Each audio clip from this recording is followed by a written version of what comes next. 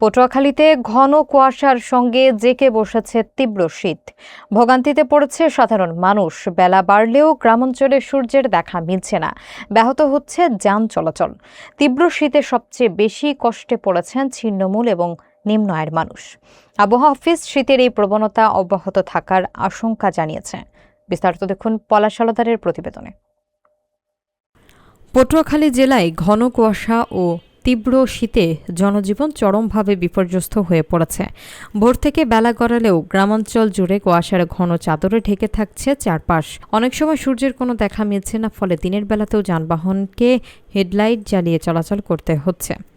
উত্তরের হিমেল বাতাসের প্রভাবে শীতের তীব্রতা আরও বেড়ে গেছে। ঘন কুয়াশার কারণে জেলার বিভিন্ন সড়কে দৃষ্টিসীমা অনেক জায়গায় 50 মিটারের নিচে নেমে আসছে।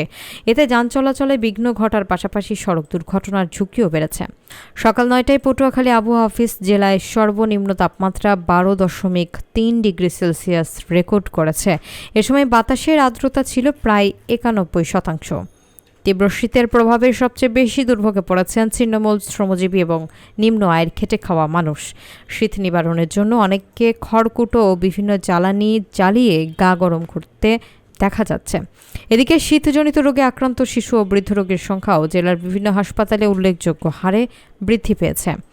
এমন পরিস্থিতিতে শীত মোকাবেলায় আগাম প্রস্তুতি এবং পর্যাপ্ত শীত বস্ত্র বিতরণের দাবি জানিয়েছেন স্থানীয় বাসিন্দারা।